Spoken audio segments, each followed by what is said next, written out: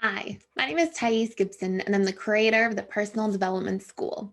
This is your daily breakthrough video, and in this video, I'm going to talk to you about the top 8 tips for dismissive avoidance in terms of navigating friendships.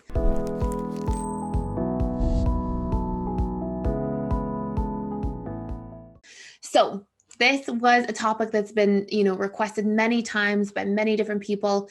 There's so much to say about this, and it's important to know that your attachment style can be the same in friendships as in romantic relationships, but it can also vary for different reasons. Really, those reasons being your programmed exposure to specific circumstances from childhood. So, like if you were an only child and you had volatility in the home, maybe you're like fearful avoidant in romantic relationships, but maybe you are more dismissive avoidant in friendships if you weren't exposed to a lot of like people and siblings and friends growing up and peers, maybe all the way until you were 5 or 6 years old and sort of entering into school. So we can have these slight variations depending on like our programmed relationships to the people around us. Like if it's your friendships, it's going to be your programs about friendships. If it's your romantic relationships or family relationships, that's going to often translate into our romantic relationships because we tend to use our adult romantic relationships to replace our caregiver relationships from childhood. So you'll see some of these shifts take place, not always. And of course, like our programming is our programming. So we're still going to have like tendencies towards certain areas based on like just the exposure we had to relationships overall. So for example, like if you had volatility in the home, you might be DA if you were an only child with limited exposure to friendships until you went into school later. But you're still gonna have a little bit of that volatility, that like FA leaning side in there as well. So super important to note. Now, we are also going to be coming up with a big series of courses on attachment styles and friendships inside PDS. We have so many courses coming out and so many like amazing courses to create thanks to everybody's feedback and ideas and just like so many questions people often have. Our course for this month is all about self-love. So it's all about like self-love, self-forgiveness, self-compassion, and really like rebuilding the relationship to yourself. And today is our official announcement of the end of our giveaway. So we've selected 9 people by today, the 14th, and we request that you check your email inboxes for the 9 selected winners of the free year-long membership giveaway. So check that out. Okay. So top 8 tips. First tip, like by far and away the most important if you're a DA. And even if you're working on yourself, because we'll still, even once we heal, we'll still have like some of our natural patterns and tendencies that are pre-existing sort of carry over a lot of the time, but just in a healthier format. So for example, you want to start by managing people's expectations. And an example of this would be, as you become more secure, your emotional bandwidth will expand. So you'll have more time for friendships and relationships, but like you also still may be more introverted, or not all DAs are introverted, but a lot of DAs are. And you may just recharge on your own more so. So you can become secure, but still have natural preferences you lean towards just from a healthier space and like with more balance in those patterns and dynamics and more ability to compromise and all these different things. So it's going to be important as you're healing, or if you're just new to learning about attachment theory in general, manage people's expectations in your friendships. Tell people, like getting into friendships early on, the frequency you have to communicate, the amount of time you have, the level of commitment you have for a friendship. Because what we'll often see is people will have different expectations than most DAs in terms of like depth of connection and level of connection and the amount of commitment to connection. And then that disparity in the subconscious expectations carried by 2 different parties can definitely be something where it's like, okay, it creates these sort of painful dynamics within the relationship where one person thinks we should be hanging out 3 times a week. Another person's like, we should hang out once or twice a month. And then one person's left feeling like misunderstood or hurt or upset.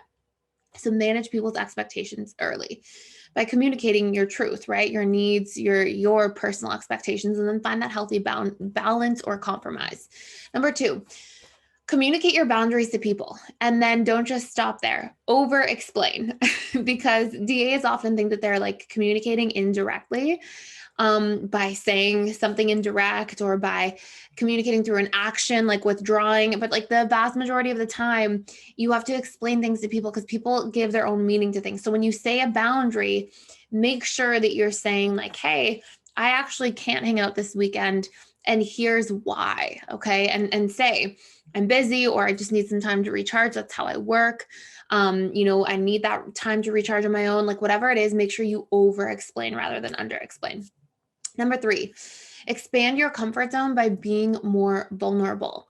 So this is an important piece of work, obviously, for a DA in any relationship context, but it's super important in friendships as well. Like learn to open up a little bit, learn to share personal things, learn to try to break out of that cycle of that one-way relationship dynamic where it's like somebody shares to you and then you don't really share anything in return, because not only does that make for a one-way friendship, but it also will just make you feel like you are giving emotional energy to things and not necessarily getting emotional energy back.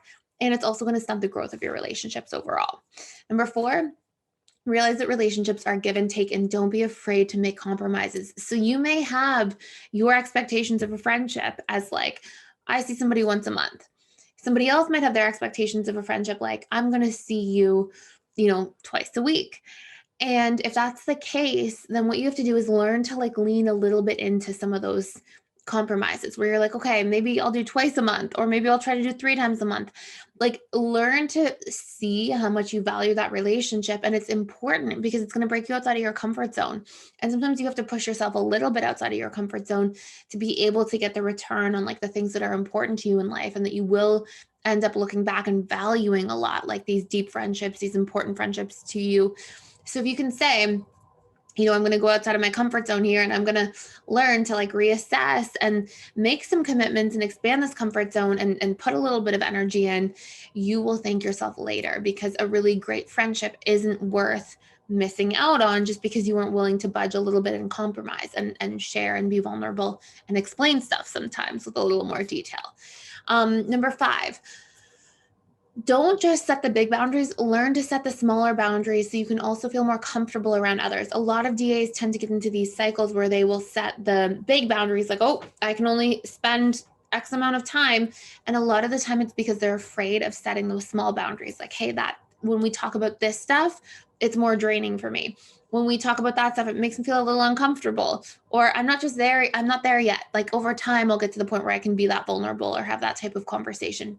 And if you can learn to communicate the small boundaries, you'll feel safer in your interactions. You'll feel more comfortable in your interactions.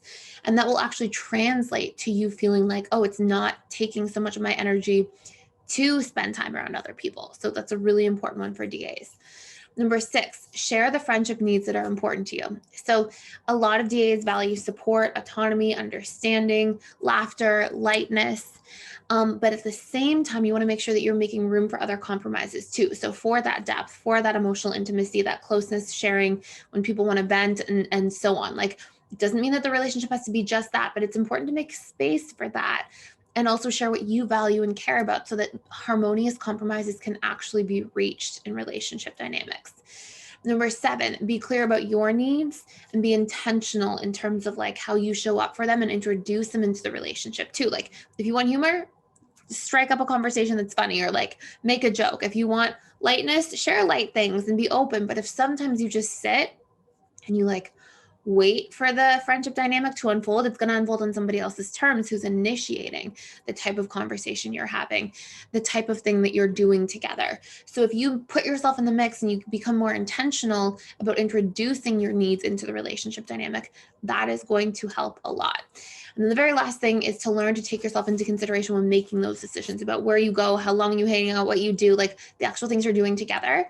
Because if you don't, then what's going to end up happening is you're going to go with the flow, be on autopilot, do whatever other people want, and then you're going to get sick and tired of it, and then you're going to end up just running away. And then sort of going through these cycles of like having friendships, building relationships, leaving them, having friendships, building relationships, leaving them, which is a DA pattern and largely has to do with these 8 major things that we've talked about. So hopefully this makes a whole lot of sense. Let me know if you have any other questions in the comments below. For those of you who signed up for the giveaway, check your email inboxes. We'll have those 9 winners emailed today. Thank you for being here. Thank you for watching this channel. And I will see you in the next video.